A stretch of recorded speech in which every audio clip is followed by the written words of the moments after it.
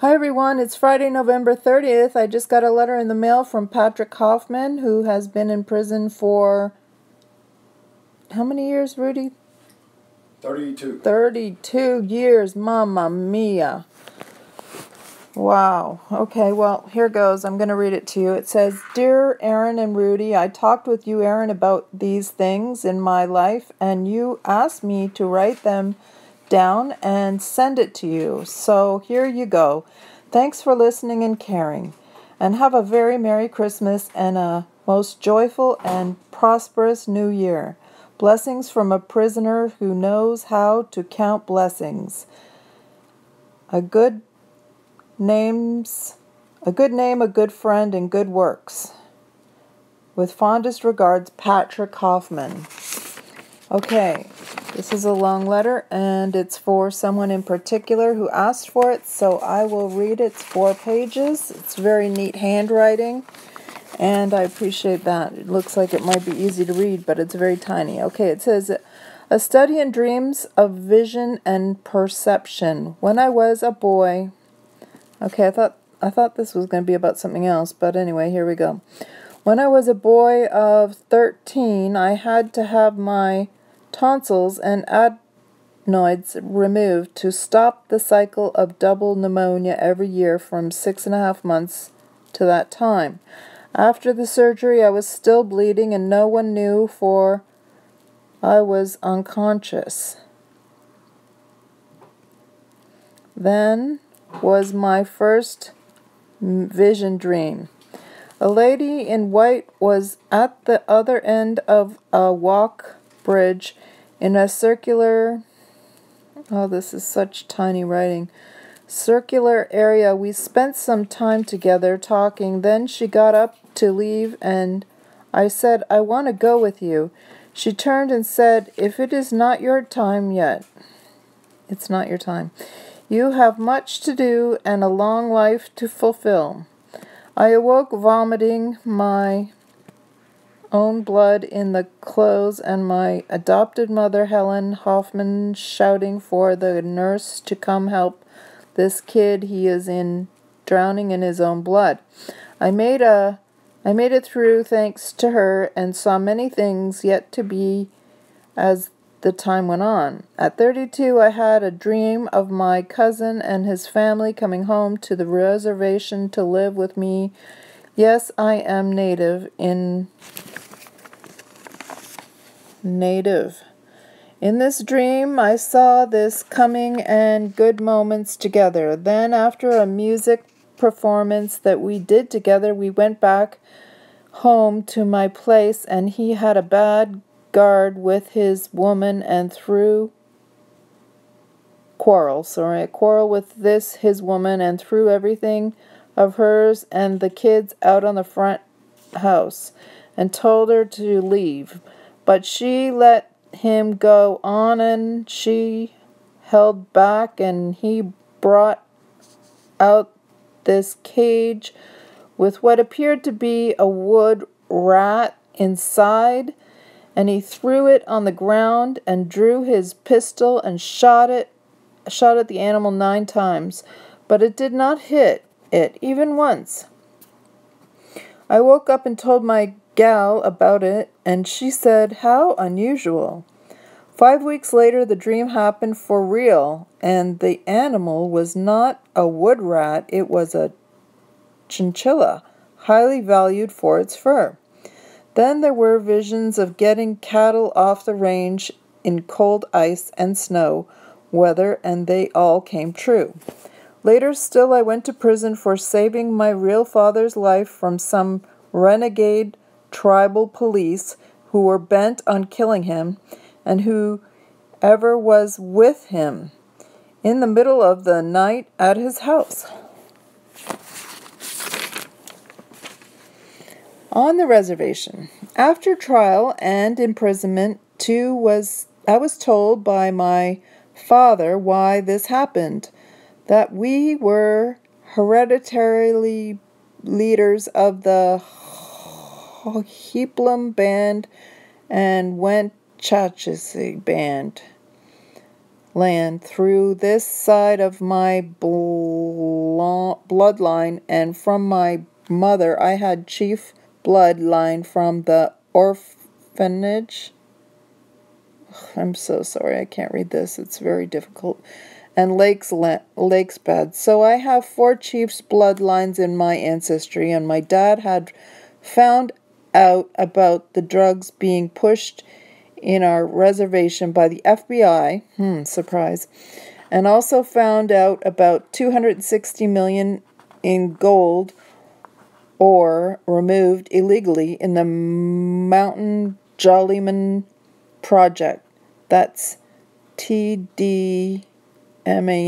So, Dad and I are in prison in Walla Walla, and we get called to Captain Morgan's office, and we're told that my half-brother, James Kelly McGinnis, was killed in an accident, in a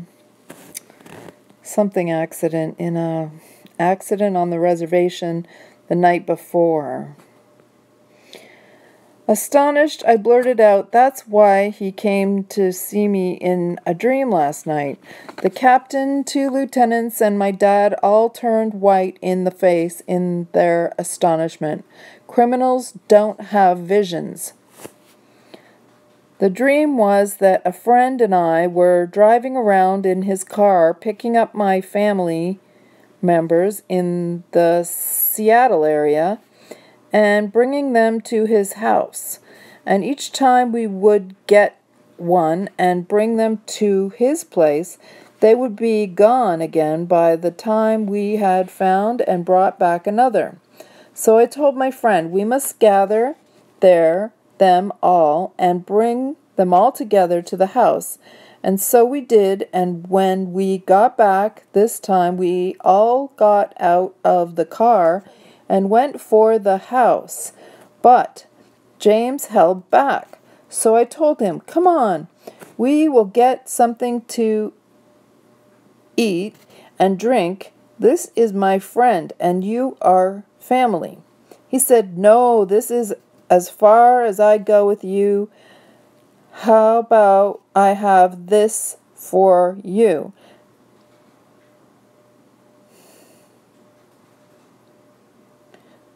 And he turned away, and when he returned back, there was this beautiful bear claw choker with rattlesnake skin and tails on either side of a bear claw held in a round beaded hedge, holding the rattlesnake skin behind it.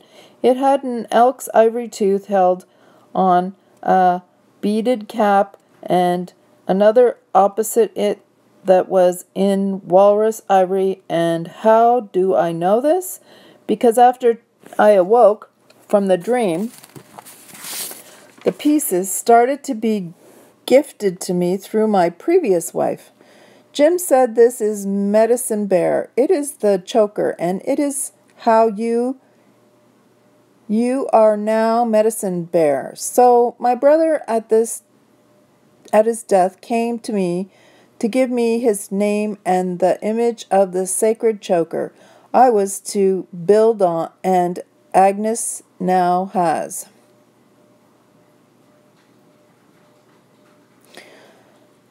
At our trial, we were found guilty on April Fool's Day, 1987. The judge asked me if I had anything to say, and I told her in court that she was making a very big mistake, that one day she would know that she was sent an innocent man to prison. In 2000, my father passed away in prison, innocent of any crime. In 2004, Judge Alumbra was her passing away and told her husband to do all he could to get me free, for she was sure she had imprisoned an innocent man.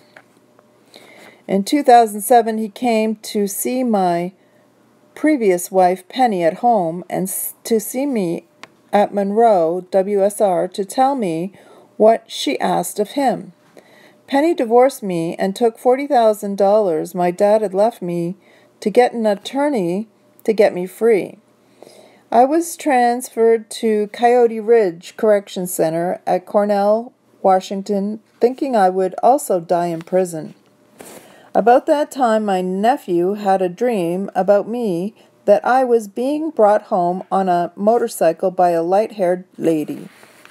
A few moments later, Agnes Abramson was told by our mutual friend Fred Van Dyke that she should write me, that it would do us both good.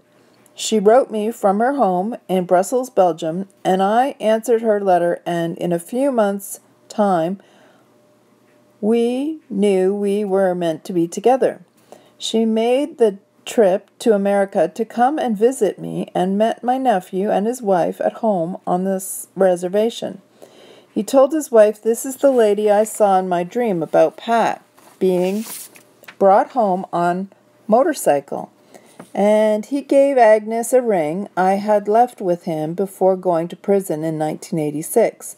Agnes and I got married the native way. I am an ordained minister in the Universal Life Church, and it was a good day, 9/14/14. They've been married 4 years.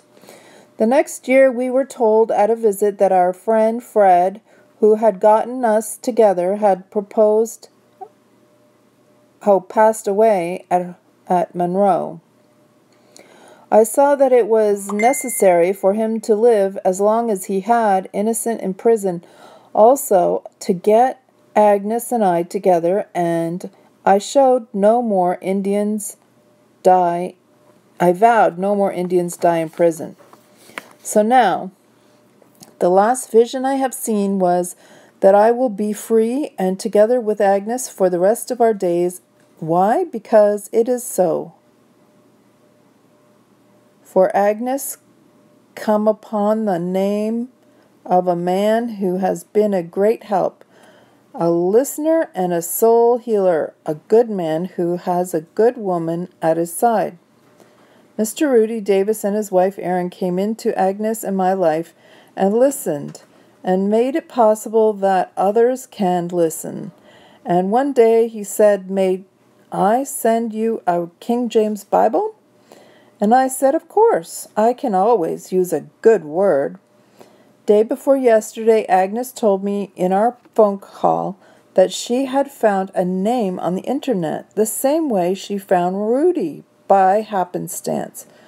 The name was James Bible, a black man who is an attorney who is very concerned with setting innocent people free from prison. I thought Rudy sent me a black King James Bible. The only word missing is king.